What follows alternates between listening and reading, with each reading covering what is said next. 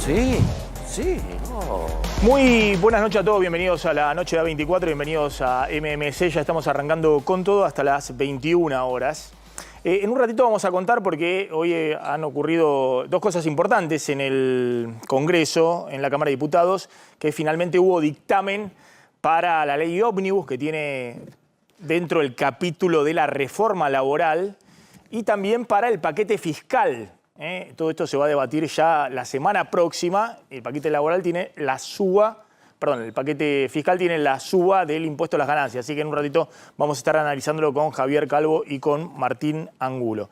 Pero vamos a arrancar con la presentación que hizo anoche el presidente en la Fundación Libertad, que es una fundación ultraliberal, muy reconocida en la Argentina, con sede acá en Buenos Aires, en Rosario, en distintos puntos del país, y que tiene dentro de sus habituales invitados a los economistas más liberales de la Argentina, muchos de los cuales formaban parte de los cuadros técnicos de los economistas del PRO. Milei hizo ayer una presentación ahí que fue casi un stand-up, es decir, una presentación en la cual el presidente se mostró tal cual es, pero le agregó el condimento de la imitación, que hasta ahora no lo conocíamos. Es decir, se burló de distintos economistas, en general liberales, economistas que coinciden con el rumbo del presidente Milei, pero que han hecho una serie de advertencias en las últimas semanas respecto a los riesgos que enfrenta la política económica.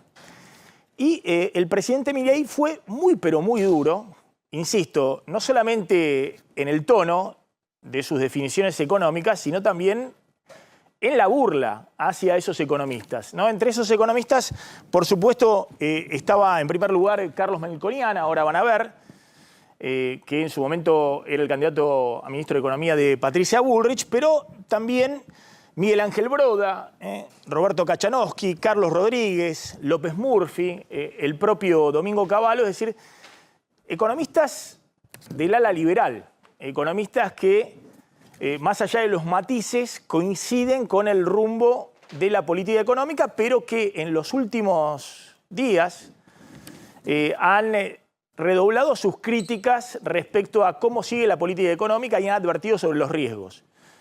Que el dólar ha quedado atrasado nuevamente y la Argentina se está encareciendo rápidamente en dólares, que el superávit fiscal tiene una gran parte de licuación y que es difícil que sea sostenible en el tiempo, que las reservas del Banco Central que se están acumulando tienen como contrapartida un cepo que sigue siendo muy duro y la emisión de deuda en dólares por parte del Banco Central. Bueno, una serie de críticas que ayer el presidente Milei salió muy duramente a contestar. Vean un fragmento de la exposición en la Fundación Libertad que, insisto, sorprendió a todos por el tono, por las imitaciones, por el enojo que muestra el presidente con esos economistas liberales que en algún momento incluso fueron sus aliados. Fíjense cuando hace referencia a Carlos Melconian, que estaba también invitado y estaba en una de las mesas de la Fundación Libertad en Parque Norte y algunos dicen que se levantó y se retiró, otros dicen que se había ido antes a un compromiso en la televisión. Conforme ustedes empiezan a limpiar el balance del Banco Central, lo que están bajando es la tasa de inflación. Esto es un tema muy interesante. Es decir, el trabajo que hace el Banco Central es fundamental. El saneamiento es fundamental para bajar la tasa de inflación. Es decir, ¿pero qué quieren que le diga? Si había uno que decía, no podés dolarizar, si no hay fideo y no hay tuco, y me invitó a fideo con hay tuco, fideo con tuco. Pues se equivocó. Pero es más fácil tirar volquete de estiércol antes que reconocer el error. De hecho, una de las cosas, miren, digamos, si de lo que están murmurando se comieron el verso, lo siento, I'm so sorry. La vida es así. Bueno, en ese momento tampoco hubo aplausos, justo en ese momento, porque ahí Melconian juega de local. Digamos, no es Milei el que juega de local ahí. De hecho, Milei empezó a ser invitado ahí en los últimos tiempos, ¿no? Pero los economistas como López Murphy, por ejemplo, o el propio Melconian, en la Fundación Libertad juegan de local. Y Milei salió ahí muy duro respecto a las reservas del Banco Central y la posibilidad de dolarizar o no la economía. Hoy Melconian reafirmó de que esta economía no está yendo a una dolarización, sino que se está alejando de la posibilidad de dolarizar, entre otras cosas porque el Banco Central sigue teniendo reservas netas negativas, es decir, todavía los dólares que tiene el Banco Central son prestados, y porque los pasivos monetarios y los pasivos remunerados del Banco Central, los pases, en dólares han aumentado, porque el dólar se ha quedado totalmente planchado, el dólar libre, o el dólar contado con liquidación, los dólares financieros, desde diciembre en 1.000 pesos, y esos pasivos remunerados del Banco Central devengan una tasa de interés. De hecho, hoy Melconian, que evitó entrar en una confrontación respecto a la imitación que hizo, como vieron, el presidente Milei de su figura, dijo que un informe del Banco Central que presentó el vicepresidente del Banco Central y que nosotros habíamos comentado en Washington ante inversores financieros, muestran que las reservas del Banco Central están todavía en 4.500 millones de dólares negativos. El otro tema que de alguna manera generó un cruce fuerte con los economistas por parte de Melconian tiene que ver con las características del ajuste fiscal. Fíjense cuando Milei habla muy enojado respecto a los economistas que dicen que en el superávit fiscal, en el ajuste fiscal que logró en el primer trimestre del año, hay un gran componente de licuadora en lugar de motosierra. En enero alcanzamos el equilibrio financiero, es decir, tuvimos superávit primario y además pagamos los intereses, o sea, alcanzamos el equilibrio financiero. Entonces, ¿qué dijeron, digamos, la manga de pifiadores en lugar de reconocer que le pifiaron? No, bueno, es muy poquito de motosierra y es mucha licuadora.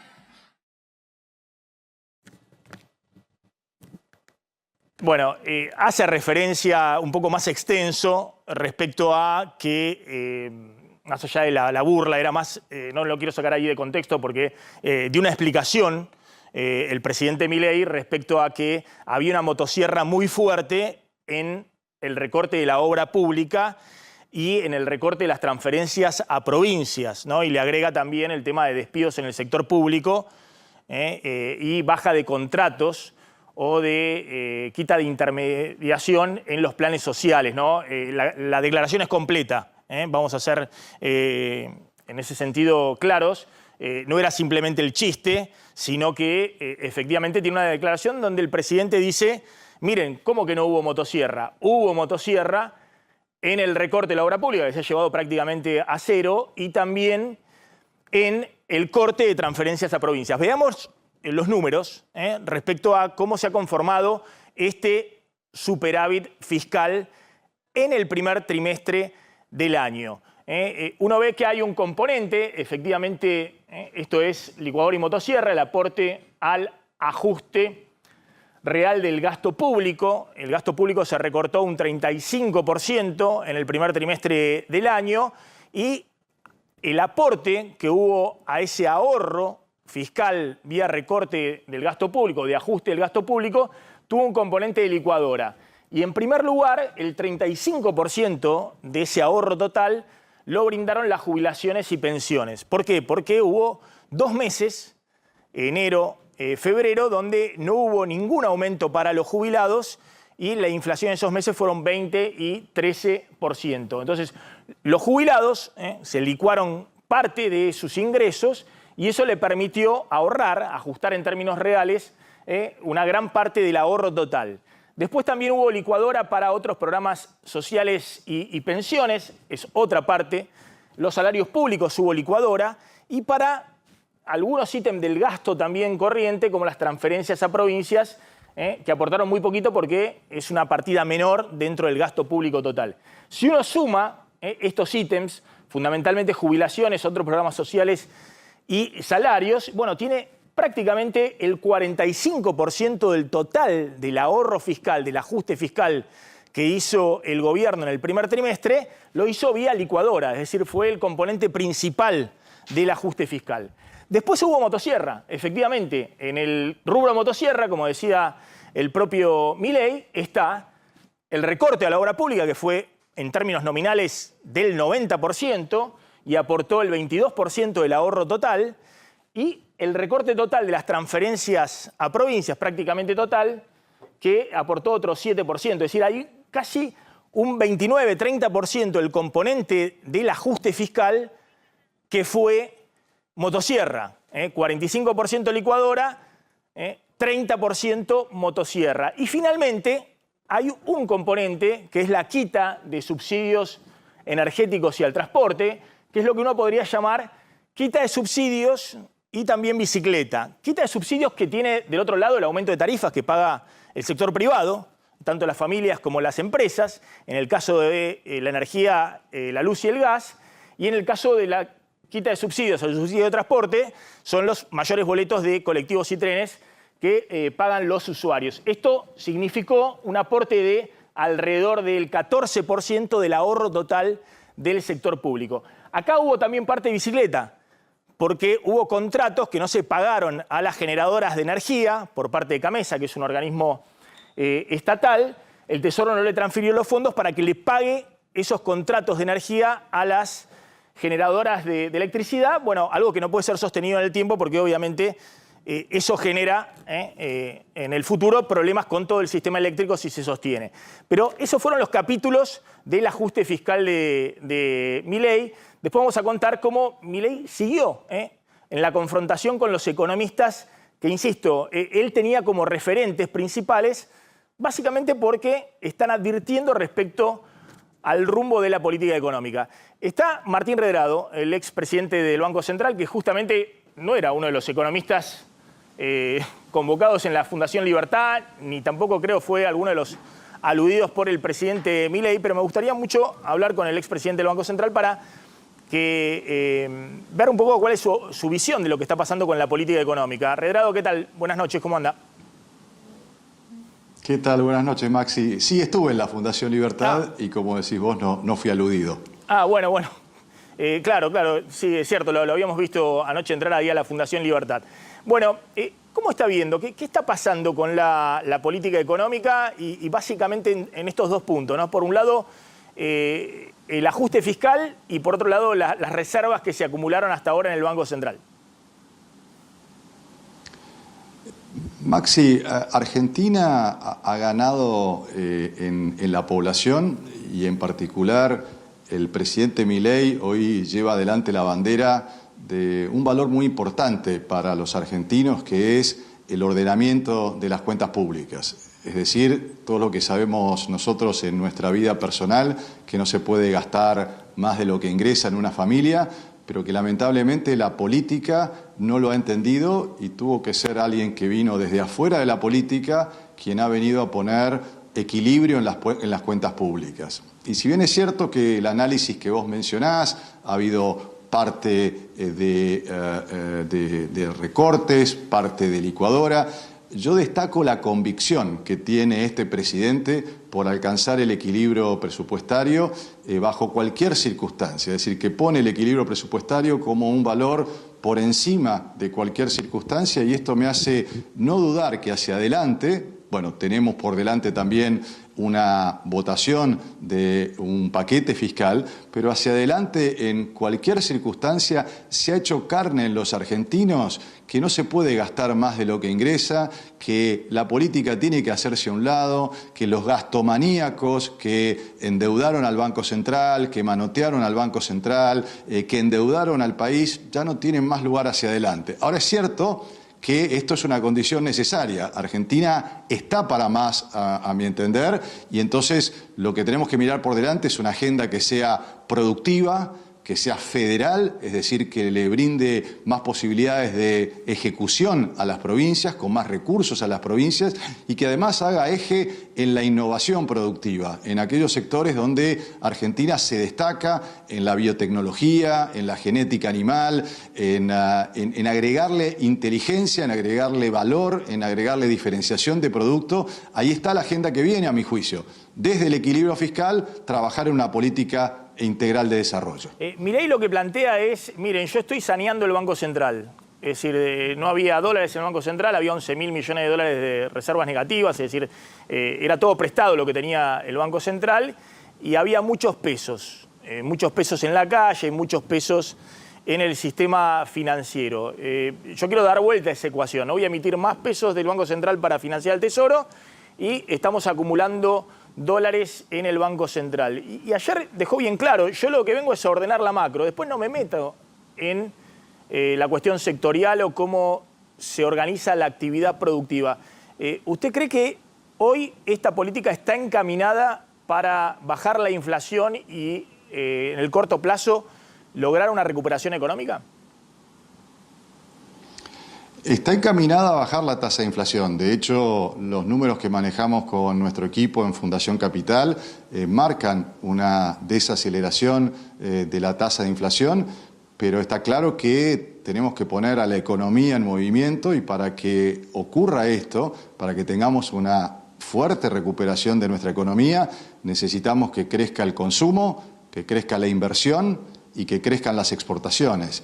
Y esto no ocurre espontáneamente. Cuando miramos incluso los países que hoy se destacan, por ejemplo Israel, vemos que los países que, como Israel, han crecido en base a innovar, en base a dar incentivos. Y en este sentido es muy importante entonces que se amplíe la base de tributación, que se logre un equilibrio fiscal, aniquilando la informalidad que hoy tiene la Argentina. Mientras tengamos un 50% de nuestra economía y de nuestros trabajadores que están en la informalidad, va a ser muy difícil que podamos tener una economía sustentable, que podamos dar incentivos, que podamos tener una política exterior que busque nuevos mercados, que busque insertarse en nuevas cadenas productivas que se dan en el mundo, que apueste a la innovación.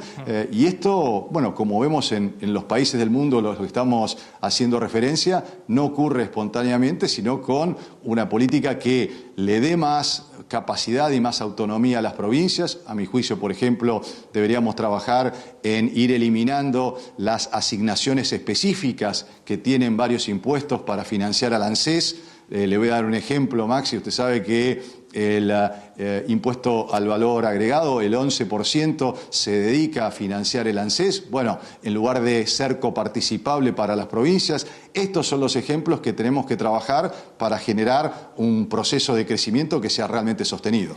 Hay distintos economistas y me parece que Milei aludía a ellos, desde Broda, López Murphy, el propio Domingo Cavallo, Carlos Rodríguez, que están diciendo que está quedando nuevamente atrasado el tipo de cambio, que el dólar está quedando atrasado por la inflación y por el crawling peg del 2% mensual, es decir, las mini evaluaciones diarias que llevan a un ritmo del 2% mensual, y que la Argentina se está volviendo nuevamente muy cara en dólares, ¿no? Ayer Milei envió la señal diciendo, muy enojado, que obviamente no va a devaluar. Pero ¿cuál es su visión, no? Porque todos le dicen, bueno, estás acumulando reservas en el Banco Central, pero manteniendo el cepo. Y si querés mantener el cepo, lo podés hacer con este dólar atrasado que pone a la Argentina muy cara en dólares. Bueno, en un momento tan crítico como la Argentina, donde tenemos más del 50% de nuestros ciudadanos que están bajo la línea de pobreza, Maxi, la posición de quienes somos hacedores de políticas públicas, de quienes entendemos cuáles son las oportunidades que la Argentina tiene en el mundo, tenemos que proponer qué hay que hacer más que criticar. Entonces, cuando hablamos del tema cambiario, la manera de enfocar este tema es ir eliminando la cantidad de restricciones que hoy hay en el mercado cambiario y que en particular hay que irlas desandando uno a uno. Como usted sabe, va a ser imposible salir del cepo de un día para otro y de manera total, pero sí algunas de las restricciones. Por ejemplo, usted sabe que en el contado con liquidación, en el principal mercado financiero que hoy tiene la Argentina, hay restricciones para la compra. No se puede comprar más de 200 millones de pesos por día, que eso es un montón de plata para cualquiera de nosotros, pero para las empresas que tienen un giro diario es una restricción. Es una restricción también que el 20% de las exportaciones deben liquidarse artificialmente, digamos, en el mercado de contado con liquidación. Usted tome las exportaciones de un mes de Argentina, que son aproximadamente en promedio 6.000 millones de dólares, esto genera que el 20% de eso son 1.200 millones de dólares que obligatoriamente están yendo al mercado de contado con liquidación. Mi propuesta para trabajar y salir hacia adelante y poder realmente evaluar en términos relativos el tipo de cambio es que hay que ir eliminando día tras día, a partir del día de mañana, este tipo de restricciones para darle libertad al mercado financiero de ver en definitiva dónde se ubica el tipo de cambio y entonces ahí vamos a tener una referencia real. Es decir, el camino, Maxi, es ir eliminando restricción por restricción y de ahí en más vamos a tener un sendero real para el tipo de cambio. Le hago dos preguntas más. Una, el Banco Central hoy volvió a bajar la tasa de interés que paga por los pases, es decir, por la deuda que coloca a los bancos. Esa tasa bajó del 70 al 60%, con lo cual los bancos se van a dar vuelta y van a bajar la tasa de interés que pagan por los plazos fijos, que ya estaba en alrededor del 5% mensual, y ahora puede llegar a bajar al 4,5% mensual, es decir, una tasa que está por debajo, por ahora, de la tasa de inflación. ¿Usted ve que hoy sigue conveniendo hacer un plazo fijo o en el plazo fijo está perdiendo poder de compra de sus ahorros? No, está claro que se puede mantener este tipo de tasa de interés porque hay cepo cambiario. Si no tuviéramos cepo cambiario, sería imposible mantener e ir bajando. Está claro que la política, como usted sabe, es licuar los pasivos remunerados del Banco Central, que antes se llamaban LELIQ y ahora se llaman PASES porque son a un día, y eso se ha ido logrando porque claramente ha disminuido el pasivo del Banco Central y hay entonces un saneamiento parcial en términos de lo que debe el Banco Central, pero por supuesto que si le estamos hablando al ahorrista, hay que buscar, en general, bueno, quienes están más en el mercado financiero pueden elegir títulos en particular que estén ajustados por inflación, pero digamos para el ahorrista que nos está mirando, en su banco tiene fondos comunes de inversión que están invertidos en títulos que estén ajustados por la inflación y eso es lo que permite mantener, por lo menos, o salir empardado con la tasa de inflación en los próximos meses y que los ahorros no vayan perdiendo capacidad adquisitiva. La otra y la última pregunta que quería hacerle era respecto a lo que está pasando en la economía real. Uno ve un proceso de desinflación. Claro. Por un lado, el dólar oficial va al 2% mensual, es casi un dólar fijo, ¿no? Es como una especie de ancla nominal de referencia de precios de la economía. Los dólares financieros pseudo libres también están clavados, digamos, porque hay mucho cepo y parte de las exportaciones entran por ahí. Y la economía está desinflacionando, pero porque hay un derrumbe muy grande del nivel de actividad, de las ventas, del consumo, de la inversión, una caída muy grande en todos los sectores. Hay una discusión también los economistas respecto a cómo puede salir la economía de ahora en más. Ayer Milei fue muy categórico. Hay algunos economistas que dicen que la economía puede salir en B corta, es decir, reactivarse rápidamente. Otros dicen como si fuera la pipa de Nike, más lentamente. Y Milei ayer usó una metáfora novedosa respecto a cómo cree que se va a reactivar la economía. Miren.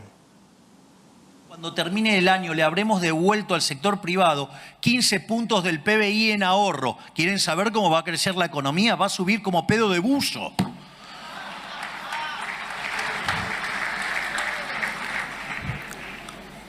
pero no hay ancla nominal. Menos mal. Bueno. Bueno, uno supone que se está refiriendo a que va a haber una salida muy rápida de la economía, ¿no? Casi hacia arriba, digamos, ¿no? Evidentemente. ¿Usted ve también esa recuperación económica? Depende de lo que haga el gobierno hacia adelante. Para que crezca la economía tiene que crecer el consumo y, Maxi, para que crezca el consumo tiene que crecer el salario real, que lamentablemente viene cayendo en los últimos 5 años en la Argentina. Y para esto entonces el salario le tiene que ganar a la inflación. Y acá hay 2 maneras de hacerlo. Obviamente que caiga la inflación de manera dramática en los próximos meses y que también mejore la productividad, haya paritarias libres y por lo tanto se pueda recuperar el valor del salario.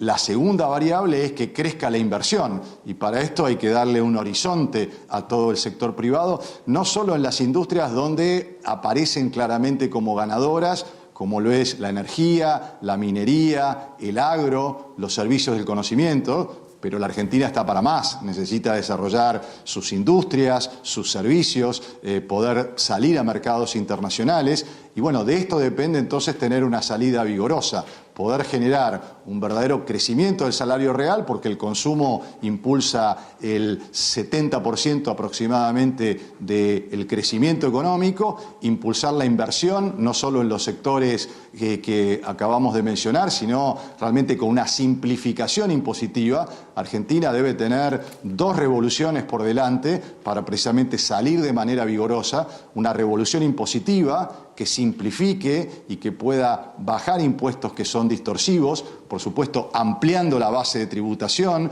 generando que haya más contribuyentes en nuestra economía, incorporando trabajadores a la formalidad y por lo tanto que haya más recursos para la seguridad social por trabajadores que están formalizados y también por salir a buscar nuevos mercados internacionales, entender por dónde se están trabajando las nuevas cadenas de producción en el mundo, sobre todo en vistas de los conflictos que hay en el mundo que nos plantean oportunidades para la Argentina. Esa es la manera de crecer de forma sostenida y entonces de tener una recuperación en B. ¿Es posible? Sí es posible. Depende de lo que haga la política económica en los próximos meses. Sí, usted sabe que, no quiero profundizar ahí, pero el presidente dice, yo voy a ordenar la economía.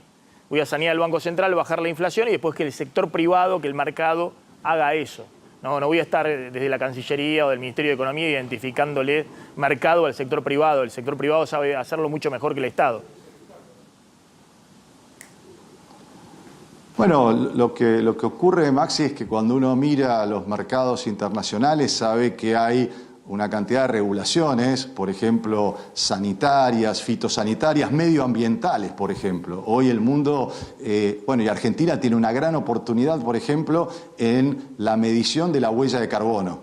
Cuánto dióxido de carbono, cuánto carbonizamos, cuánto nuestras industrias, cuánto nuestro agro carboniza el medio ambiente y tenemos una ventaja agregada porque somos un país que descarboniza, o sea que sus industrias, que nuestro agro, por tener tecnología como la siembra directa, porque nuestros árboles, nuestra forestación, lo que nos permite es ser acreedor del medio ambiente en el mundo. Bueno, esto tiene estándares medioambientales que los está poniendo hoy, por ejemplo, la Unión Europea para el ingreso de sus productos. Esto necesita negociaciones que se hacen de gobierno a gobierno, se necesitan establecer estándares internacionales para ingresar en nuevos mercados y esto no lo hace solo el sector privado, de manera tal que yo estoy convencido que se necesita un Estado eficiente, un Estado que gaste bien, que no sea gastomaníaco, pero que tenga la capacidad de nivelar el campo de juego para que Argentina pueda mostrar todo ese potencial que tiene y aprovechar las ventajas que hoy nos brinda el mundo. Redrado, gracias, muy amable como siempre. Ahí estaba el expresidente del Banco Central. Placer, como siempre. Gracias, muy amable. Bueno, el otro tema, y tenemos un móvil ahí en el Congreso, Javier, tiene que ver con el dictamen de hoy para la ley ómnibus y para el paquete fiscal. Exactamente. Hoy el plenario de comisiones finalmente logró el gobierno, el oficialismo, un despacho mayoritario para que se empiece a tratar sobre tablas la famosa ley ómnibus remozada, revisada, acortada y con algunos cambios de último momento, justamente para permitir que esto fuera apoyado por el PRO, por un sector del radicalismo con disidencias, por un sector de Hacemos Coalición Federal con disidencias, por un sector de Innovación Federal, y se va a tratar el lunes. A ver, 2 puntos, porque vamos a hablar con el presidente del bloque de Unión por la Patria, que está ahí en el Congreso. Ley Ómnibus tiene adentro, ¿qué 2 puntos resaltarías? Uno, la reforma laboral, que la va a explicar Martín en segundos. El otro es que bajó al Banco Nación. Es decir, de la lista de empresas privatizables por parte del gobierno, bajó al Banco Nación y a todas sus empresas satélites de seguro, como parte de negociación. Como parte y de el la paquete negociación. fiscal tiene, atención, la suba del impuesto a las ganancias. Eso es el paquete fiscal, no la ley ómnibus. Pero va a ir todo a discutirse la semana que viene. Todo el lunes. Y la parte de la reforma laboral también. Está Germán Martínez, el jefe del bloque de Unión por la Patria. Gracias por atendernos, diputado. ¿Cómo te va, Maxi? Muy buenas noches. Gracias a ustedes. Hoy, ¿cómo se definió esto? Me imagino ustedes se mostraron en contra del paquete fiscal y de la ley ómnibus. Sí, en contra, pero expresándonos en el dictamen de 2 maneras diferentes, ¿no?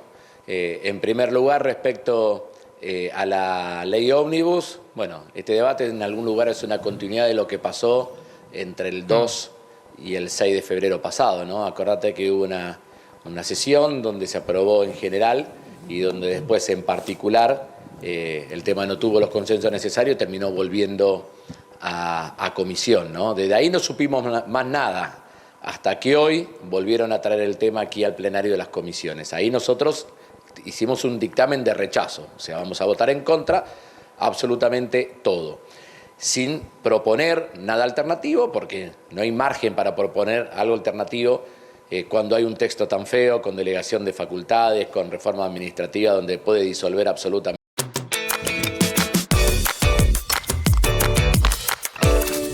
Milka. El objetivo del autoabastecimiento energético que logramos con la ley de YPF en el año 2012, donde hay un régimen de grandes inversiones que está siendo objetado hasta para los propios organismos de control de la Argentina. Ahí no hay margen para nada. En cambio, en el paquete fiscal, nosotros obviamente que rechazamos la mirada que tiene el oficialismo, pero lo que hicimos fue proponer algo alternativo, que modifique los aspectos sustanciales de la propuesta del oficialismo, que básicamente es que los trabajadores paguen ganancias, que hoy no están pagando, que el escalón más alto de bienes personales, 130.000 contribuyentes, paguen una alícuota más baja, o sea, lo de mayor poder adquisitivo paga menos y los trabajadores pagan más, donde prácticamente se disuelve el efecto de lo que se llaman los monotributos sociales, donde hay un blanqueo de capitales con tantas facilidades que prácticamente permite que el delito narco se canalice a través de esa ventana, y donde hay un montón de otras cosas que son absolutamente negativas. Ante eso presentamos una propuesta alternativa que lo que trata de garantizar son mayor cantidad de recursos para el Estado Nacional, mayor cantidad de recursos para las provincias a través de la coparticipación, obviamente si es necesario un blanqueo que sea con reglas mucho más claras y evitando cualquier tipo de ingreso, esta situación que te definía anteriormente, protegiendo a los monotributistas, y esa ha sido nuestra mirada en la comisión de hoy. Martínez, ¿no cree que esta vez, al revés de lo que pasó en la anterior oportunidad que se debatió en la Cámara de Diputados sobre tablas la ley ómnibus y que finalmente el gobierno la retiró, esta vez sí tienen los votos, esta vez sí negociaron con más claridad con los bloques dialoguistas, obviamente, no con ustedes, y va a salir tanto la ley de bases como el paquete fiscal el lunes? Mira, el procedimiento previo ha sido exactamente el mismo que el que tuvieron antes de la sesión, me acuerdo, del 31 de enero, 2 de febrero y después el 6. No ha habido modificaciones. Acordate que el 2 de febrero, cuando se votó en general, sacaron 140 votos, un poquito más que eso, y parecía como que era todo fácil. Recuerdo a los grupos aliados del oficialismo saliendo en las notas internas de los principales diarios de la Argentina diciendo que eran los dueños de la gobernabilidad. A las 48 horas se le cayó la gobernabilidad por el piso porque el tema tuvo que volver a las comisiones. Así que están cometiendo los mismos errores. Yo creo que lo que es un error, que hay que mirar de cerca, porque está todo atado muy con alambre, se dio una situación medio de megacanje, ¿no? Porque para que el radicalismo pueda apoyar, metieron el tema de reforma laboral adentro. Cuando metieron el tema de reforma laboral adentro, le empezó a hacer ruido con el bloque de Pichetto. Alcanzaron un texto que no termina de conformar demasiado a nadie. Y es un tema muy sensible la reforma laboral en Argentina. Acuérdate que la última vez que se trató una reforma laboral en Argentina terminó con el escándalo de las coimas en el Senado. Y te digo la verdad, aquel proyecto de reforma laboral se debatió en la Cámara de Diputados y en el Senado mucho más de lo que se debatió que la CGT nunca fue convocada. Los gremios, el movimiento obrero nunca fue convocado, nunca se convocaron a especialistas. Ahora, metieron por la ventana un texto de reforma laboral dentro de la ley ómnibus, consiguieron los votos para el dictamen, sí. Pero vamos a ver el lunes qué pasa con todo eso, porque realmente no hay que olvidarse que la semana que viene es 1 de mayo, ¿no? Lindo 1 de mayo están armando para los trabajadores. Pero le están quitando derechos con la reforma laboral y donde al mismo tiempo le están aumentando los impuestos en función del pago de impuestos a la ganancia. Así que casi que va a ser un 1 de mayo a medida de los empresarios, no a medida de los trabajadores. Pero muy brevemente, esta reforma laboral no tiene el acuerdo de los sindicatos, no bajaron muchas cosas, el propio Pichetto lo expresó en la negociación, a pedido de los sindicatos, por eso hay sectores empresarios que dicen que es una reforma... ¿Vos hablaste con Pichetto? Pichetto en las comisiones no fue. Vimos lo que dijo públicamente Pichetto, que no iba a pasar el tema porque el gobierno había introducido modificaciones que no estaban acordadas con los sindicatos. No, bueno, esa es la opinión de Pichetto y no hay ningún tipo de acuerdo de los sindicatos no hay acuerdo con la propuesta que trajo el oficialismo acá. Imagínate que se enteraron por los medios de comunicación y ni siquiera fueron convocados. ¿Cómo va a haber un acuerdo? O sea, no hay acuerdo. No, aprobaron el anteproyecto de comisión con disidencias, tanto el radicalismo y Hacemos Coalición Federal, pero creen que van a estar de acuerdo en finalmente el lunes aprobar. Que van a tener los votos. Que van a tener los votos, por lo menos eso es lo que aseguran. A ver, yo lo que te estoy diciendo, ustedes, a ver, así no entendemos. En la pregunta anterior infirieron que esto tiene el acuerdo de la CGT. Esto no tiene el acuerdo de la CGT.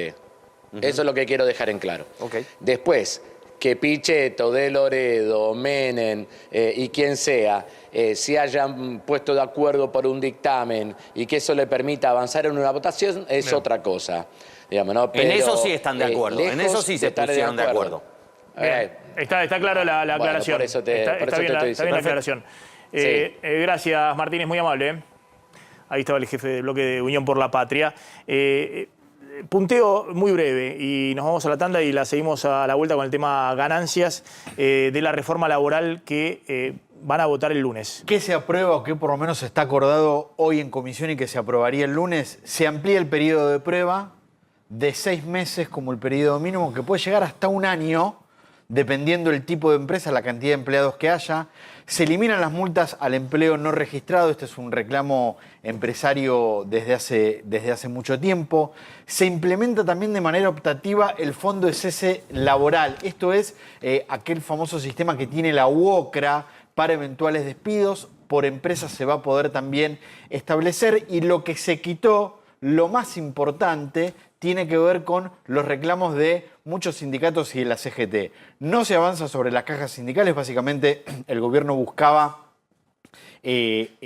hacer mucho más limitado el aporte que los empleados hacen a los sindicatos. Eso no se va a tocar. Y tampoco muchos aspectos vinculados al derecho de huelga. Por ejemplo, y uno de los más criticados tenía que ver con que era despido justificado si un empleado hacía un bloqueo a una empresa o tomaba un establecimiento. Eso también se... O declarar servicio esencial, la educación, por ejemplo. Y que había que... No hay nada de eso. Con un 75% de... O el tema trenes trabajo, o el tema transporte público. Tampoco eso está... No está declarado servicio esencial. Exactamente, quedó afuera. Que eran limitaciones al derecho de huelga, que era muy resistido por los sindicatos. Que según el rubro, la rama, iban de un 50 a un 75% de obligatoriedad de asistencia.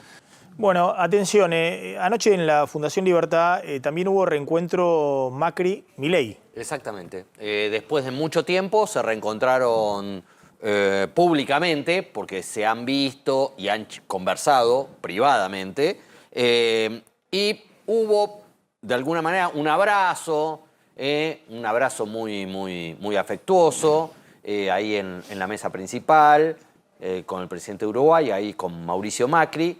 Macri lo elogió a Milei en la alocución que tuvo al comienzo de la cena de la Fundación Libertad. Habló de épica por parte de Milei, en una situación un poco incómoda para Macri, ¿no? Porque está todo el votante del PRO, banca a Milei y a Patricia Bullrich, la candidata, y él quedó ahí medio en un costado, aunque va a ser elegido, fue elegido y va a asumir el mes que viene como presidente del PRO.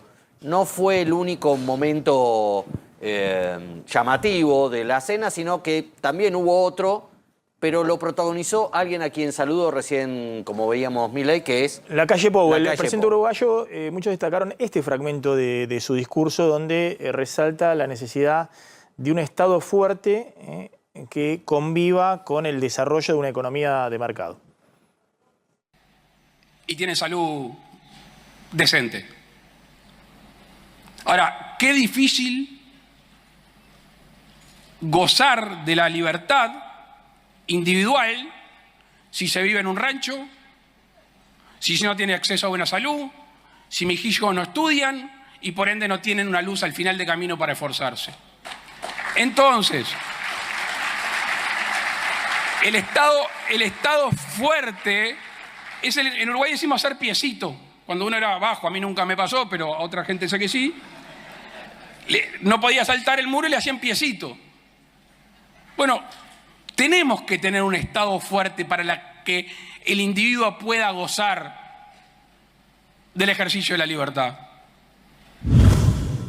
Bueno, esa frase después también resaltó los partidos políticos, dijo, sin partidos políticos la democracia es más riesgosa, y después, para coronar, dijo, firme en las ideas, suave con las personas, ¿no? Un mensaje que muchos interpretaron directamente para el presidente argentino. De hecho, ya se lo había anticipado a los organizadores, que Uruguay es más institucional, que no es un caudillo hablando... yo vengo a refundar la Argentina, y que ese iba a ser su discurso. Y por si alguien no lo sabe, Lacalle Pou no es del Frente Amplio, no es de la izquierda uruguaya, es de la derecha es del Partido Liberal. Del Partido Liberal, del Partido ¿no? de Del derecha Partido Nacional. de Uruguay, pero claro, evidentemente tienen otra institucionalidad que a la Argentina adolece. Engancho este tema con la discusión de esta semana por los fondos de la universidad pública. Sí. Primer efecto importante de la marcha del martes, de la multitudinaria marcha por la universidad pública, es que el gobierno decidió cambiar quién es el interlocutor en la discusión con el Consejo Interuniversitario Nacional, con los rectores de todas las universidades nacionales. Entra Carlos Torrendel, que es el secretario de Educación, corresponde. Sale quien había sido hasta ahora, polémicamente, el que tenía trato con los rectores, que es Alejandro Galleguito Álvarez, al que vemos a la derecha. El que está con el micrófono es Torrendel. Todavía hay mucha gente que todavía no identifica a los funcionarios de La Libertad Avanza. Entra Torrendel, el jefe de Álvarez, y sale Álvarez, que tuvo no solamente un destrato hacia los rectores, sino tweets y reposteos poco convenientes para un funcionario público que tiene que sentarse después con quienes defenestra por las redes sociales, y de alguna manera el gobierno tomó nota, llamativamente, pero bueno, bienvenido, de esto, y lo cambió, y por eso va a hablar con los rectores el secretario de Educación. Decíamos que había dos informaciones que salían del Banco Central. Una era esta, a ver si podemos mostrar la placa. El Banco Central reconoce que todavía está en rojo con los dólares, que las reservas netas están en 4.500 millones de dólares negativos, en la presentación que hizo el vicepresidente del Banco Central en Washington para inversores. Esto es lo que aludía Melconian, que decía al principio. En esa presentación hacen un cálculo de las reservas netas, es decir, los dólares reales que tiene el Banco Central. No, ese es el de la inflación. Ese es el otro dato. El dato es que el Banco Central dice que, bueno, ese es el de las reservas. Ahí está, 4.000 millones de dólares negativas, porque está considerando también lo que tiene que pagar de Bopreal en los próximos 12 meses y el pago que se tiene que hacer ahora por 2.900 millones de dólares al FMI. Es decir, se acumulan reservas, pero también salen los dólares. El Banco Central, que reconoce, todavía tiene reservas negativas, con lo cual lo que está anticipando es que no es inminente ni mucho menos la salida del cepo. El otro dato sí, el Banco Central está enviando la señal de que la inflación va a ser, es la placa siguiente, sí, 9% en abril y 5,8% en mayo. Vamos a ver si se cumple, pero están enviando la señal de que en mayo puede haber 5,8% de inflación. Nos estamos retirando. Gracias, colegas. Nos reencontramos mañana 20 horas. Chau, chau. Pásenla bien.